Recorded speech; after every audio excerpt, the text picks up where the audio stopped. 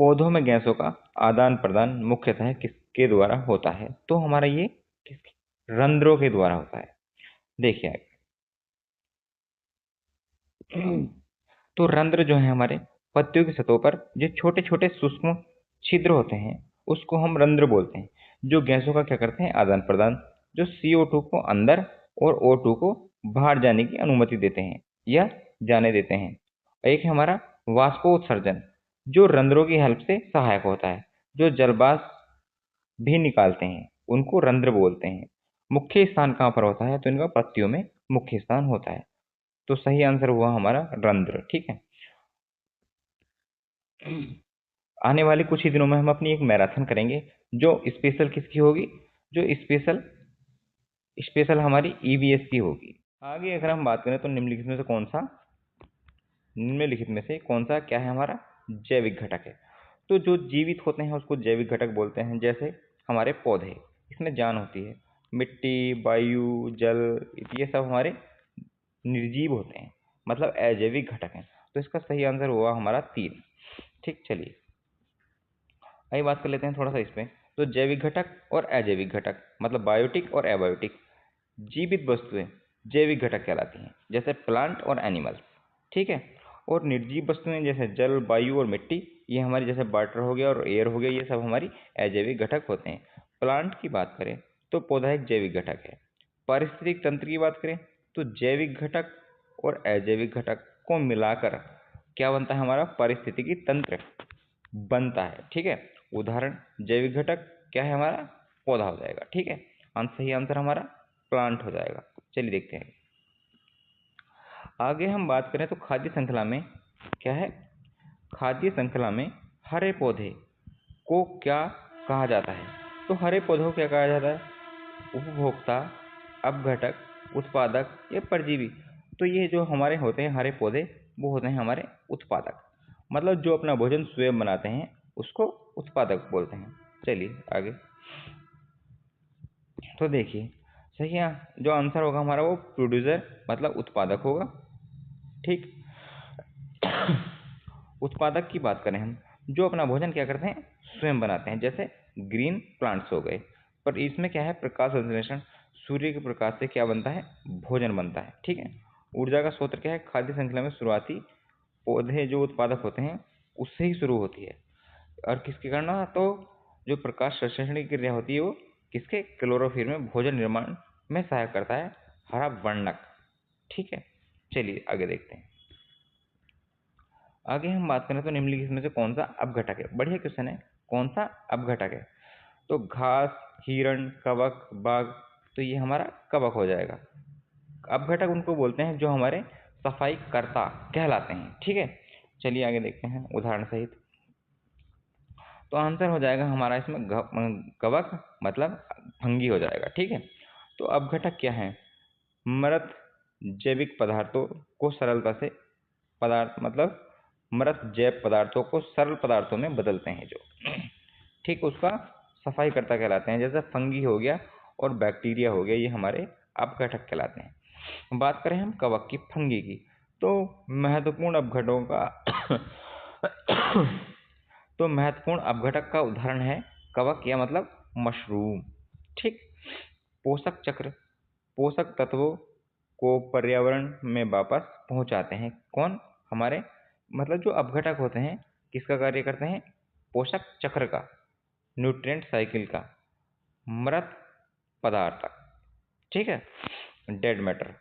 तो पदार्थ, मृत जो पदार्थ हैं अपघटनों की भूमिका निभाते हैं। चलिए आगे देखते हैं। अगला है हमारा ओजोन परत मुख्यतः किस हानिकारक विकिरण से हमारी क्या करती है? रक्षा करती है। तो ये हमारी परावैंगनी किरणों से रक्षा करती है। ठीक है, चलिए देखते हैं आगे।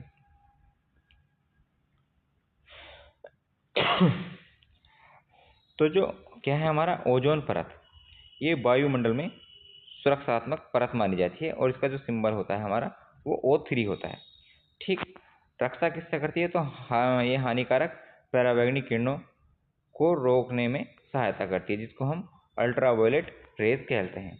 इसके अगर हम स्थान की बात करें तो ये समताप मंडल में हमारी पाई जाती है, जिसको स्ट्रेटोस्फीयर कहते हैं।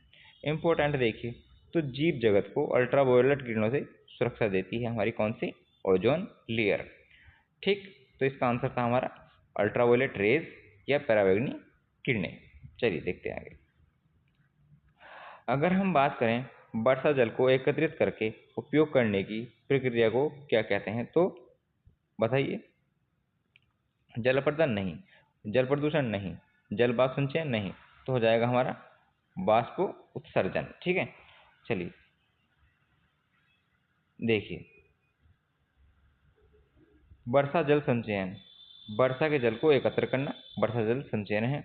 उपयोग, जल की उपयोगिता बढ़ाने में सहायक है। भूजल, भूजल पुनर्भर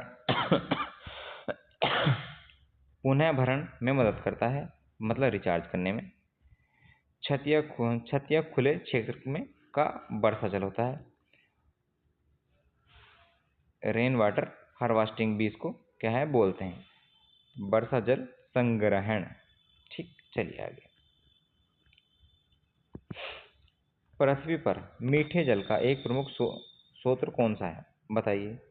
तो लवणीय जल, खारा जल, नदी जल, महासागर। तो नदियों का जल हमारा जो है वो कैसा, एक प्रमुख मीठे जल का उदाहरण है। ठीक, नदियों का जल। मीठा जल, पीने योग्य जल प्रमुख प्राकृतिक स्रोत है, जैसे रिवर और लेक। नदी, बहता हुआ मीठे जल का स्रोत होता है। ठीक है। महासागर, इसमें सामान्यतः खारा जल होता है और उपयोग पीने, कृषि, घरेलू उपयोगों में कार्यों की यूज में लेते हैं किसको, मीठे जल को। तो मीठे जल का जो स्रोत है वो हमारा नदी यानी कि रिवर है। चलिए देखते हैं आगे।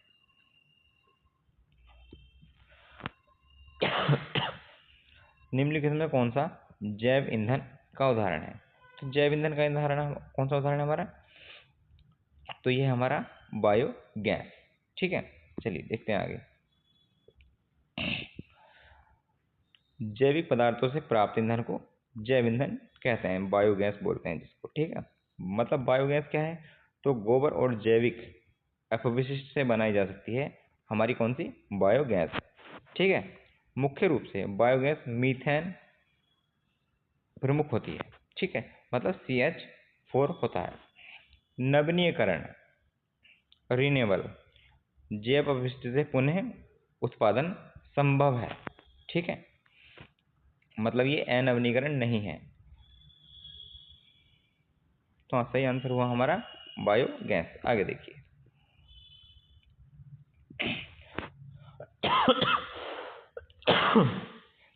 ध्वनि प्रदूषण को मापने की इकाई क्या कहलाती है, तो वो हमारी क्या बताइए, डेसिबल में ध्वनि प्रदूषण को मापते हैं। चलिए देखते हैं आगे। ध्वनि प्रदूषण, अनचाही या अत्यधिक उत्पन्न ध्वनि समस्या ध्वनि प्रदूषण करती है। इकाई क्या है, तो इसको हम डीबी में मापते हैं, मतलब डेसिबल में मापते हैं। सूत्र क्या है, वाहन, मशीन और लाउड स्पीकर से निकलती है, मतलब ट्रैफिक और मशीनों से। प्रभाव क्या है, अत्यधिक शोर एकरता को प्रभावित करती है। उदाहरण क्या है, तो ध्वनि की इकाई हमारा डेसिबल, ये हमारा क्या है सही आंसर, जिसको हम डीबी लिखते हैं। चलिए आगे देखते हैं। लास्ट क्वेश्चन हमारा और इम्पोर्टेंट क्वेश्चन होगा। निम्नलिखित में 3R का सिद्धांत निम्नलिखित में कौन सा 3R का भाग नहीं है, तो क्या है, नहीं है। तो रिड्यूस, रीयूज और रिसाइकिल ये हमारे हैं, जबकि हमारा फोर्थ रिमूव नहीं है।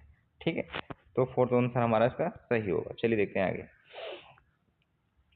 तो हमारा 3R का सिद्धांत कचरा कम करने और पर्यावरण को सिद्धांत है। पर्यावरण का मतलब साफ रखने का एक सिद्धांत है, जिसमें हम क्या करते हैं, वस्तुओं को रिड्यूस करते हैं, फिर रीयूज करते हैं और फिर रिसाइकिल करते हैं। ठीक है, रिड्यूस उपयोग और अपशिष्ट कम करना, लीस प्लास्टिक। ठीक है, रीयूज पुनः उपयोग करना, रीयूज्ड बोतल। ठीक है, रिसाइकिल की बात करें तो कचरे को उपयोगी सामग्री में बदलना, पेपर रिसाइकिल।